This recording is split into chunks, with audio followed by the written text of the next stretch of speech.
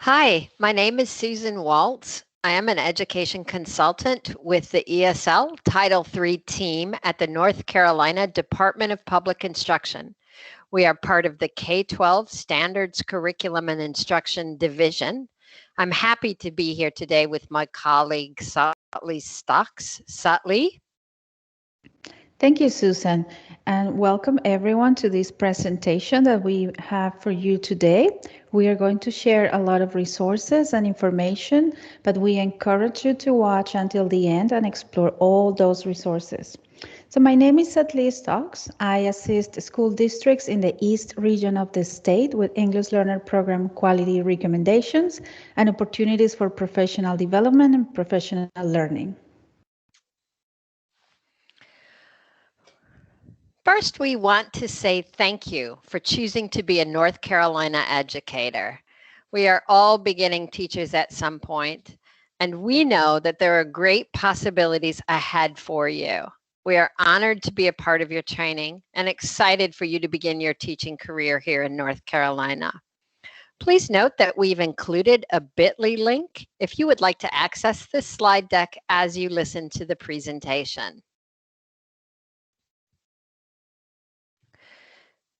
There is a lot to know and understand about English language learning students. Our time together is short, but we hope to leave you with a general understanding of the North Carolina English Language Instruction Education Program, familiarize you with our North Carolina Standard Course of Study for English Language Development.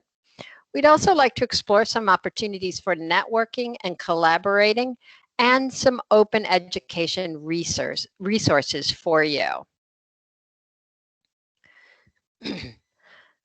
I remember when I first met my English learning students, there was one second grader from the Dominican Republic who stands out to this day, some 12 years later. She knew one word in English, airplane. As her ESL teacher, we had 45-minute pull-out services 3 times a week together. This is where we worked on learning English through the 4 language domains of listening, speaking, reading, and writing. The rest of the time, this sweet child was with her grade level peers in an English-only speaking classroom. After the first few days, the classroom teacher grabbed me and asked, "What do I do?" And I remember the look of panic on her face, thinking, how do I turn her into an advocate for this student? And so we worked together to set goals for the student, shared our plans and progress with the parents, and when things weren't working out, we adjusted. I am happy to report that she did win the class award for hardest working student that year.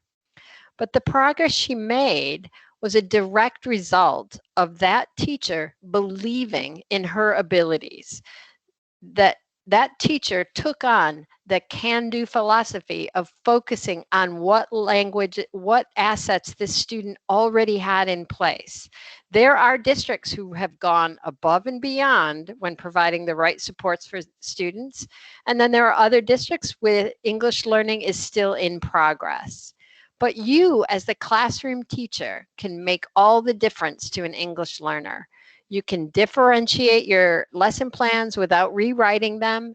It's a matter of your flexibility as well as believing that English learners are diverse learners who can make great contributions to your classroom if you provide the right opportunities for them to contribute.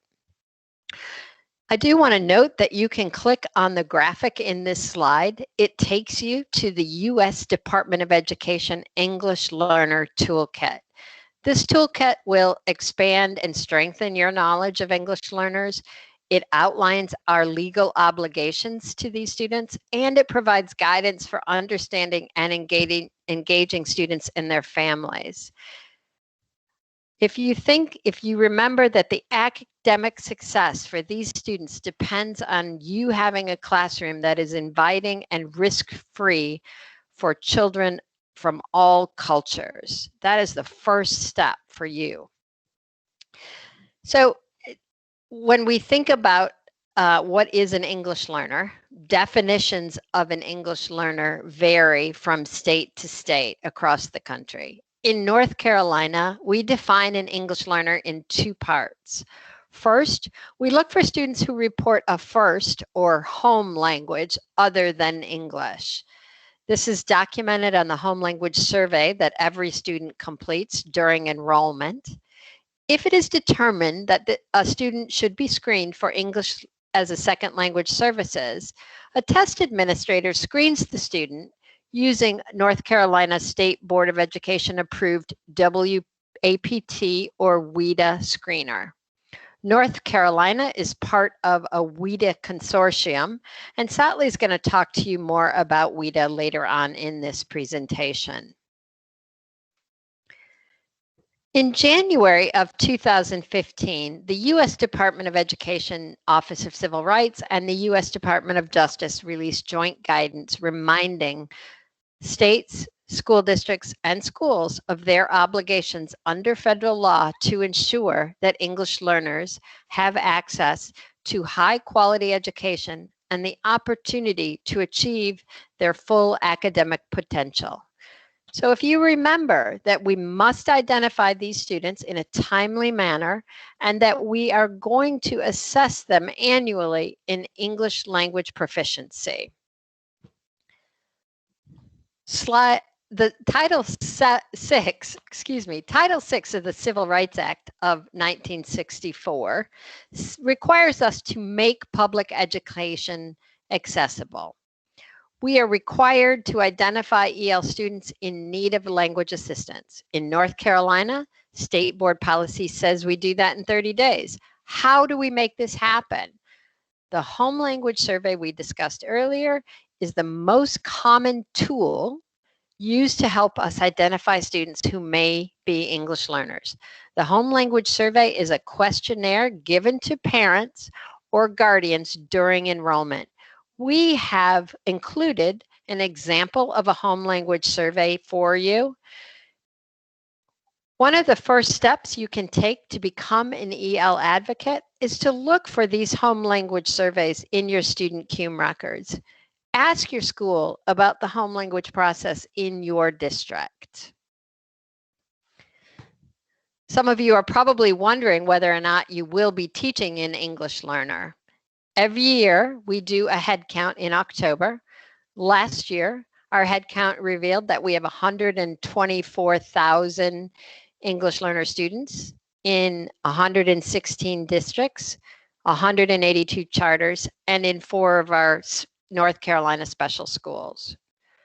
So chances are you are going to have an English learner student in your classroom. In 2019, you can see our numbers were a little bit higher with almost 127,000 English learners. We suspect that this number is down this year because of the pandemic, and many parents chose to keep their students at home for homeschooling. So we think we will see next year when all schools are back in progress, we'll see those numbers back up again. So yes, I think it's safe to say you will encounter an English learner in your early years as a North Carolina teacher. Mastering academic English takes time. Achieving proficiency takes time and appropriate supports along the way.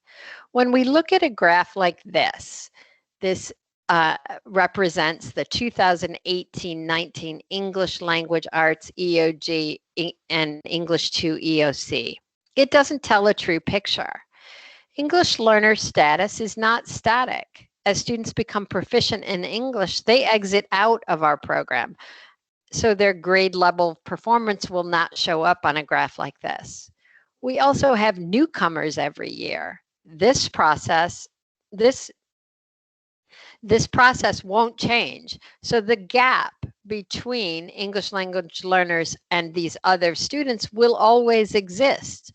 I don't like to look at growth and proficiency for English learners unless I look at them together, where, by the way, we are required to report both proficiency and growth of our English learners. But if you look at the growth for the same year, 2018-19, you can see that 73% of our English learners met growth. I guess my point is that both of these data points, while true, they don't really tell us anything about our students. So when you have English learning students in your classroom, take these steps to ensure that what you need, take these steps to ensure that you have what you need to get started. Find out who your ESL teacher or your ESL expert is in your school. Ask for a copy of the student's English learner plan. Ask the ESL teacher or expert to walk you through the most recent screener or access score report. Work with your ESL teacher and other teachers on your team to set goals. Get your ESL students involved in their goal setting. Please become an advocate for your English learners. Satli is going to show you some ways you can do just that. Satli? Yes, Susan, thank you. And as she was mentioning before, one of your first steps advocating for English learners will be to contact the EL specialist or ESL teacher in your school or school district. However, you may also visit the resources we are highlighting today in the next slides to get familiar with instructional materials and professional learning opportunities available for all teachers in North Carolina. The state adopted the WIDA standards and assessments in 2008, and North Carolina is one of the 41 states members of the WIDA consortium. Our educators integrate the WIDA standards into their instruction, and their goal is to help English learners develop language proficiency across all content areas. As you can see in the graphic, the standard assessments are aligned. The standards statements are aligned to the subject areas: arts, math, science, and social studies. The reason for this alignment is that all educators teach academic language to their students, and they do it in their different content areas, which means the students are learning vocabulary they need to access the content in the curriculum. You also see in the graphic language for social and instructional purposes. This means that our English learners are learning the language at every moment of the day and in all different school settings: the school bus, the playground, the cafeteria, the media center, the hallways, and the classrooms. Each interaction students have at school helps them develop their language skills and increase their vocabulary. Most of our ELs develop the social and instructional language faster than the academic language. For this reason, it is important to create opportunities in the classroom in which English learners use all modes of communication. When you're planning your lessons, think of different ways to help all your students utilize the content they are learning, developing their language skills. Activities may include videos for students to listen to the vocabulary and have visual supports to understand the content. This may also include exercises for students to read and write about the content in different contexts. It's important to understand that ELs, English learners, especially recently arrived students or also called newcomers, might be really quiet in your classroom. If you think of the story that Susan was telling at the beginning, these students might not know a lot of English and they are very quiet. However, when they are exposed to different instructional media, you are helping them build their background knowledge, make connections, access the content in different ways, and learn academic language. When you start working on your lesson plans, most likely you will be navigating through lots of websites, trying to find instructional resources and materials to adapt to the needs of your students. NCDPI has created the Open Educational Resources platform called Go Open NC. This is a free library for our teachers in the state. This platform is a repository with lesson plans and activities created and reviewed by teachers in the state. Once you have access to your NC Ed Cloud account, some teachers call it Power School, NICES, Power Teacher, depending on how they interact with the platform. But when you have access to this account, you will see different icons.